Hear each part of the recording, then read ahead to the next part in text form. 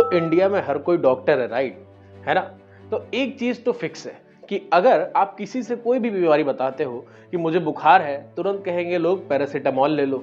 मुझे एसिडिटी है, बोलेंगे पेंटोसिड डीएसआर ले लो। मुझे ग्लूकोज या डायबिटिक हो रहा हूं मैं, तो तुरंत बोलेंगे कि मेटफॉर्मिन या विल्डाग्लिप्टिन ले लो।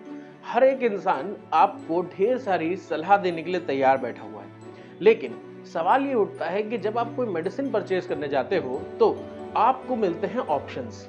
एक तरफ एक मेडिसिन आपको मिल रही है 500 रुपए की और दूसरी तरफ वही मेडिसिन आपको मिल रही है 50 रुपए की, यानी कि अराउंड 10 फोल्ड डिफरेंस। अब आपके दिमाग में ये सवाल उठता है कि ये मेडिसिन सही है या नहीं, ये मेडिसिन मुझे लेनी चाहिए या नहीं।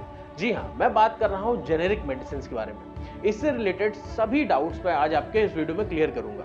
देखिए, जेनेरिक मेडिसिन दरअसल कुछ अलग नहीं बल्कि हमारी ब्रांडेड मेडिसिन का बायो इक्विवेलेंट फॉर्म होती है। यानी कि एक ब्रांडेड मेडिसिन कई सालों की रिसर्च लगाती है, कई सालों के क्लिनिकल ट्रायल्स रन करती है एक ड्रग को डिस्कवर करने में। जब वो उस ड्रग को डिस्कवर करके ये पता कर लेती है कि इस ड्रग का इस डिजीज के अगेंस्ट ये असर पड़ रहा है, तब वो उसको पेटेंट कराती है, यानी कि अपने नाम करवाती है और उसके बाद उसको मार्केट में रन कराती है।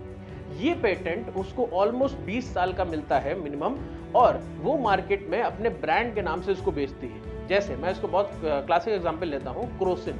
क्रोसिन का मेन कंपोनेंट जो कि जीएसके की बनाई हुई है पैरासीटामॉल है, लेकिन आज पैरासीटामॉल 15, 20, 30 रुपए में बहुत आराम से हमको मिल जाता है।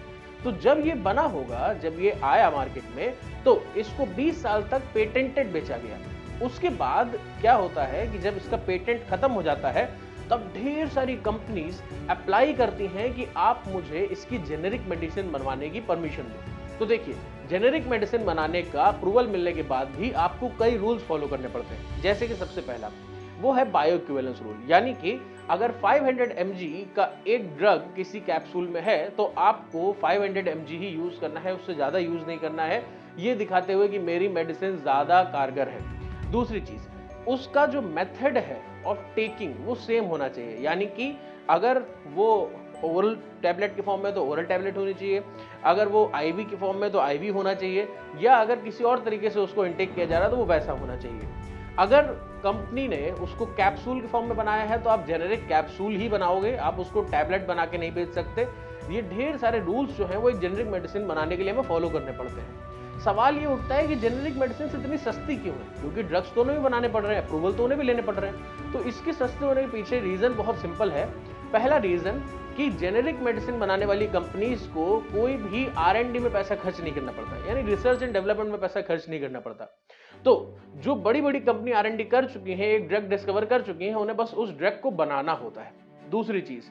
दूसरी चीज ये है कि मार्केट में एक साथ बहुत सारी कंपनीज को अप्रूवल मिलता है और बहुत सारी कंपनीज मार्केट में अपने ड्रग्स को उतारती हैं। उससे कंपटीशन बढ़ जाता है और इस बढ़े हुए कंपटीशन की वजह से जो कंपनीज हैं उनको अपने ड्रग का प्राइस कम रखना पड़ता है। तीसरी चीज, अगर हम लोग देखें कि जेनेरिक मेडिसिन का प्राइस अगर हम ज्यादा रखेंगे तो इंसान ब्रांडेड मेडिसिन को ही प्रेफर करेगा और जेनेरिक मेडिसिन की तरफ जाएगा ही नहीं। इसलिए जेनेरिक मेडिसिन को गवर्नमेंट एड मिलती है और वो मेडिसिन मार्केट में आती हैं, जैसे कि जन औषधि केंद्र और ढेर सारे आपने जेनेरिक मेडिसिन की शॉप नॉर्मली देखी होगी। तो अगर हम इंडिया जैसे देश की बात करें जहां पर बहुत बड़ी पॉपुलेशन एक महंगे ड्रग को अफोर्ड नहीं कर सकती और कोई ऐसा ड्रग मार्केट में आता है जो कि लाइफ सेविंग है, लेकिन हम उसे अफोर्ड नहीं कर पा रहे हैं, तो ऐसे समय पर जो गवर्नमेंट है वो एक स्ट्रेटेजिक अप्रूवल पास करती है या एक ऐसा अप्रूवल पास करती है जिसमें जो कंपनी है, जो ब्रांड है जिसने उस मेडिसिन को बनाया है, वो जेनेरिक बनाने का दवा आपको अप्रूवल दे देगा, लेकिन आपको हर दवा बेचने पर उसको कुछ ना कुछ रॉयल्टी देनी होगी। तो ये इस तरीके से भी हमको मिल जाता है ऐसे कंट्रीज में। दूसरी चीज, इंडिया बहुत बड़ा मार्केट है मेडिसिन के फॉर्म में। यहाँ से पूरे वर्ल्ड की हम 20% जो मेडिसिन की सप्लाई है उसको कंट्रोल करते हैं या उसको प्रोवाइड करते हैं। इंडिया पूरे वर्ल्ड में 11th रैंक करता है मेडिसिन के एक्सपोर्ट के फॉर्म में। तो इंडिया एक काफी इंपॉर्टेंट रोल प्ले करता है यहाँ पे। साथ ही साथ इतना ही नहीं, वैक्सीन की जो डिमांड है पूरे वर्ल्ड में हम 60% उसे फुलफिल करते हैं सिर्फ और सिर्फ इंडियन कंपनीज से। तो ये मेडिसिन का मार्केट इंडिया में बहुत ज्यादा बड़ा है। अगर हम लोग एक अनुमान लगाएं तो ऑलमोस्ट ये इंडस्ट्री इंडिया में $60 बिलियन की है, जिसका 60 to 70% एरिया कवर करती है हमारी जेनेरिक मेडिसिन।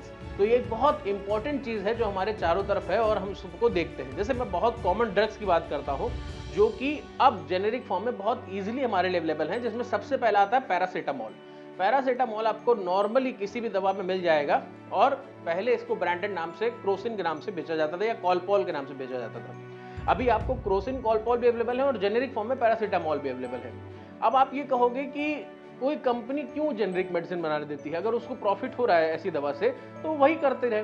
तो ऐसा नहीं है, कई बार कंपनीज एक स्मार्ट मूव यूज करती हैं। वो क्या करती हैं, वो एक कैप्सूल को अगर वो पेटेंटेड फॉर्म में बेच रही हैं और उसका पेटेंट खत्म होने वाला है तो वो उसको कैप्सूल से हो सकता है टैबलेट फॉर्म में कन्वर्ट कर दें और वापस से एक्सक्लूसिविटी पेटेंट ग्रांट करा लें। तो अगर उसे एक्सक्लूसिविटी पेटेंट मिल जाएगा तो आप फिर से 5 साल 7 साल तक के लिए उनकी मेडिसिन को कॉपी करके जेनेरिक मेडिसिन नहीं बना पाओगे। तो बचने वाले भी बचने के तरीके ढूंढ रहे हैं, बनाने वाले भी बनाने के तरीके ढूंढ रहे हैं और पूरी तरीके से ये चीज़ें बैलेंस होने की कोशिश कर रही हैं। लेकिन अल्टीमेटली इसमें आम जनता का फायदा होना चाहिए, उसके दिमाग में डाउट नहीं होना चाहिए कि जेनेरिक मेडिसिन खतरनाक है या हम नहीं ले सकते। जेनेरिक मेडिसिन आप बहुत इजीली कंज्यूम कर सकते हो, अच्छे से कंज्यूम कर सकते हो, उस पर भी ट्रायल्स रन होते हैं, उस पर भी अप्रूवल्स मिलते हैं। वो सस्ती सिर्फ इसलिए हैं क्योंकि जो रीजंस मैंने बताए वो रीजंस सच में रिलायबल हैं, ये मानने के लिए हाँ ये रीजंस सही है। साथ ही साथ जैसे बहुत सारे ऐसे डायबिटीज़ है, इंडिया में डायबिटिक कैपिटल बनता जा रहा है इंडिया पूरे वर्ल्ड का। यहाँ पे मेटफॉर्मिन, विल्डाग्लिप्टिन जैसे ड्रग्स को अब जेनेरिक फॉर्म में उतारा गया है और बहुत ईजिली हमको ये जन औषधि केंद्र और सारी जगह पे अवेलेबल है। अगर हम बात करें एसिडिटी की तो पेंट्रोपेजोल ड्रग जो है वो अब हमको जेनेरिक फॉर्म में अवेलेबल है, हम वहाँ पे बहुत ईजिली जो है उसको यूज़ कर पा रहे हैं। साथ ही साथ एक सबसे बड़ा ब्रांड, एक सबसे बड़ी चीज़ जो निकल के आ रही है वो है ओजेम्पिक। अगर आप रिसेंटली न्यूज़पेपर्स में देख रहे हो तो ओजेम्पिक का पेटेंट खत्म हो रहा है और इंडियन जेनेरिक मार्केट में ओजेम्पिक उतरने वाला है। बेसिकली जितने भी लोग ओजेम्पिक यूज़ करने का दावा करते हैं, जिसको यूज़ किया जाता है, जो कि एक डायबिटिक ड्रग की तरह डिस्कवर हुआ था, लेकिन उसको यूज़ करते हैं फैट लॉस के लिए, वेट लॉस के लिए, कि अगर आप ओजेम्पिक लेते हो तो वो आपके ब्लड शुगर लेवल को कंट्रोल रखता है और आपके एपेटाइट को कंट्रोल करता है, आपको भूख नहीं लगने देता है। तो उससे लोग पतले होते हैं और ऐसा कहा जाता है कि करण जौहर या कपिल शर्मा या राम जो हमारे एक्टर हैं उन्होंने भी इसको यूज़ किया है। हालांकि इस क्लेम को हम तब तक नहीं कह सकते जब तक वो खुद से नहीं बताते, लेकिन ऐसा बोला जाता है। तो ये ओजेम्पिक जो है ये मार्केट में आने वाला है। अब देखते हैं कि ये मार्केट को कैसे चेंज करेगा, ये मार्केट और कितनी बड़ी होगी। और अगर आप इनके बारे में और ज़्यादा जानना चाहते हो तो आप मुझे किसी भी ड्रग का नाम बता सकते हो, जैसे विंडक्रिस्टिन, विंडब्लास्टिन जो कि कैंसर रिलेटेड ड्रग्स हैं।